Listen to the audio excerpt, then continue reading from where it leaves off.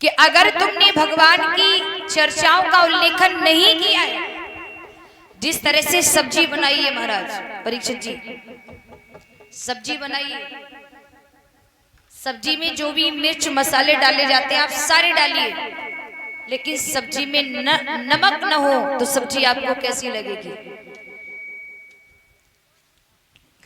कह रहे कैसी ना, कोई टेस्ट नहीं होगा। जिस तरह से बिना नमक की सब्जी बेकार है, उसका कोई टेस्ट नहीं है, ठीक उसी प्रकार से नारद जी कहते हैं कि जैसे बिना सब्जी के, बिना नमक की सब्जी बेकार है, ठीक उसी प्रकार से बिना भगवान की चर्चाओं की तुम्हारी मेहनत बेकार है। आप मेरे कहने पर एक पुराण और लिखिए। बोले क्या? आप लिखिए। 18वां पुराण लिखने की तैयारियां होने लगी, लेकिन वेदा व्यासी कहने लगी महाराज उसका नाम क्या रखा जाएगा? नारद जी कहने लगी आप परेशान न हो, जब मैं हूं तो आपको चिंता करने की कोई जरूरत नहीं है।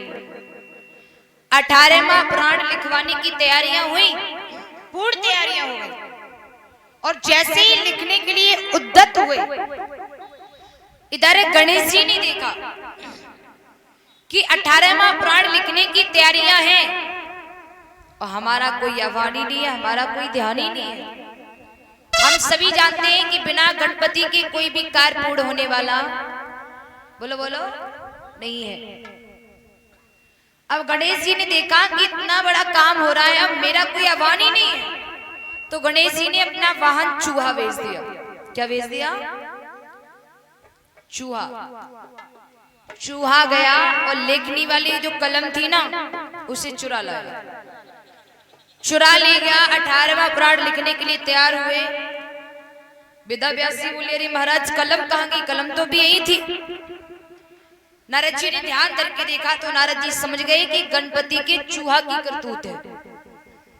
बोले करतूत हो भी क्यों नहीं, इतना बड़ा काम करने जा रहे हैं हम और आप, इतना बड़ा काम करने जा रहे हैं, लेकिन गणेश जी का आह्वान नहीं किया है, हमने उनका ध्यान नहीं किया है, उन्हें आमंत्रित नहीं किया है।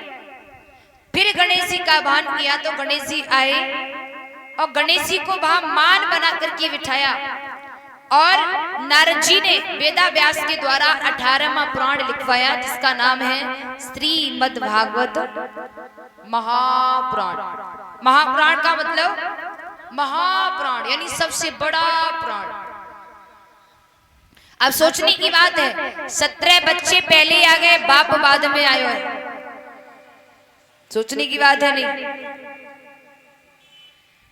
18वां पुराण लिखा गया है श्री वेदा व्यास जी के द्वारा, गणेश जी को मान बना के बिठाया। श्रीमद् भागवत जी के प्रथम अध्याय में, महात्म के प्रथम स्कंद में, प्रथम अध्याय प्रथम स्कंद में प्रथम श्लोक है, सच्चिदानंद रूपाय विश्वोत्पत्त्यादि तापत्रय विनाशाय श्री कृष्णाय वयं नमः। सच्चिदानंद क्या है? सच्चिदानंद किसे कहते हैं? सच्चिदानंद, सच्चिदानंद सत धन चित धन आनंद, सच्चिदानंद सच। संसार में सच क्या है परीक्षित महाराज बताइए? संसार में सत्य क्या है?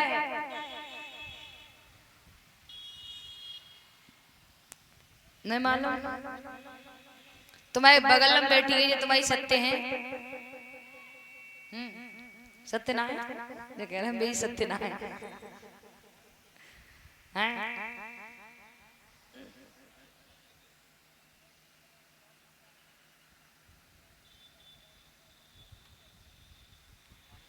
क्यों भैया? संसार में सत्य क्या है? माया में पड़े पड़े हो लग रही है मुझको। अच्छा निमंत्रण दे। संसार में सत्य क्या है? संसार में सिर्फ दो चीज सत्य है, पता है क्या? एक मृत्यु, मौत। हम पैदा हुए हैं तो मरेंगे जरूर, ये सत्य है कि हम मरेंगे, तो मृत्यु सत्य है। और एक ईश्वर सत्य है। ईश्वर सत्य कैसे है? हम यहाँ थे नहीं थे तब भी उनकी अलौकिक शक्ति वे थे, आज भी हैं और हम मर के चले जाएंगे तब भी रहेंगे, तो ईश्वर सत्य है। ये हुआ सत्य, यानी सच क्या है, तो ईश्वर सत्य है। अब आया चित्त, सत्य धन चित्त। चित्त किसे कहते हैं? चित्त मीन्स होता है प्रकाश। हमें आपको प्रकाश की जरूरत है, हमें आपको प्रकाश की जरूरत है। दिन में मुझे प्रकाश दे रहा है सूर्य, और रात्रि में हम लोग लैंटर्न या बल्ब जला करके प्रकाश लेते हैं। हमें आपको प्रकाश की जरूरत है, वो स्वयं प्रकाशवान है, उसे किसी के प्रकाश की आवश्यकता नहीं है। तो सत्य भी ईश्वर है, चित्त भी ईश्वर है। अब आया आनंद। आनंद किसे कहते हैं? अभी हम लोग यहाँ बैठे, बड़ा आनंद आ रहा है। अभी हम लोग इस प्रांगण में बैठे हैं, बड़ा आनंद आ रहा है। इस प्रांगण से बाहर निकले, बोले आनंद खत्म, अंदर आनंद नहीं रहा। क्यों? क्या कारण है हम और आप आनंद में नहीं रह पा रहे हैं? परीक्षित महाराज, सबसे बड़ा कारण है हमने आपने अपने अंदर बैठे हुए आनंद को पहचान नहीं पाया है। और जिस दिन हम और आप अपने अंदर बैठे हुए आनंद को पहचान लेंगे ना, तो हम परमानंद में ही हो जाएंगे। अभी क्या है? अभी हमारी खुशी दूसरे पर डिपेंड है। माता को तनिक बुखार आया, हम दुखी हो गए, अरे मैया को बुखार आ गया। भैया को कुछ तकलीफ हुई, अरे हम दुखी हो गए। बहन को कुछ तकलीफ हुई, हम दुखी हो गए। यानी आज हमारी खुशी दूसरे पर डिपेंड है, आज हमारी खुशी दूसरे पर डिपेंड है। लेकिन जब हम अंदर बैठे हुए परम सत्य आनंद को पहचान लेंगे, फिर हम और आप जिंदगी भर आनंद में हो जाएंगे। चाहे कोई भी कुछ भी करता रहे, मुझ पर कोई फर्क पड़ने वाला नहीं है। मुझे सिर्फ आनंद ही आनंद दिखाई देगा। क्योंकि नंद बाबा की जहां बधाई बजाए तो कहा कि भाई नंद के आनंद भयो, कहवे के नहीं नंद के आनंद भयो। अरे ये क्यों नहीं कहते कि नंद के छोरा भयो? ये क्यों नहीं कहते कि नंद के लाला भयो है? ये क्यों नहीं कहवे कि नंद के कृष्ण भयो है? यही क्यों कहते हैं कि नंद के आनंद भयो है? क्योंकि आनंद कोई और नहीं है, आनंद ही साक्षात कृष्ण ही आनंद है। तो ये है सच्चिदानंद। अब आया रूपाए विश्वोत्पत्त्यादि हेतवे। रूपाए, भगवान तीन रूप में इस विश्व को चलाते हैं। रूपाए विश्वोत्पत्त्यादि हेतवे, भगवान तीन रूप में संसार को चलाते हैं। वो कौन रूप है? ब्रह्मा, विष्णु, महेश। ब्रह्मा जी का क्या काम है? सृष्टि की रचना करना। विष्णु जी का, बोलो बोलो, पालन करना। महेश जी का संहार कर देना। तो भगवान तीन रूप में संसार को चलाते हैं, ब्रह्मा, विष्णु और महेश। तो महाराज ये हुआ सच्चिदानंद रूपाए विश्वोत्पत्त्यादि हेतवे तापत्रय विनाशाय श्री कृष्णाय वयम नमः। अब आया तापत्रय विनाशाय। ताप कितने प्रकार के होते? तापत्रय, ताप कितने प्रकार के होते हैं? ताप महाराज तीन प्रकार के होते हैं, दैहिक, दैविक, भौतिक। दैहिक, दैविक और भौतिक। दैहिक, दैविक, भौतिक का मतलब क्या होता है? दैहिक, दैविक, भौतिक का मतलब होता है कोई तन दुखी, कोई मन दुखी और कोई हाँ वैसे से दुखी। तन दुखी, तन दुखी किसे कहते हैं? घर में अरबों खरबों की दौलत है, किसी चीज की कमी नहीं है, लेकिन बेचारे शाम को सूखी रोटी खा रहे हैं, रोटी पर घी लगा के भी नहीं खा सकते।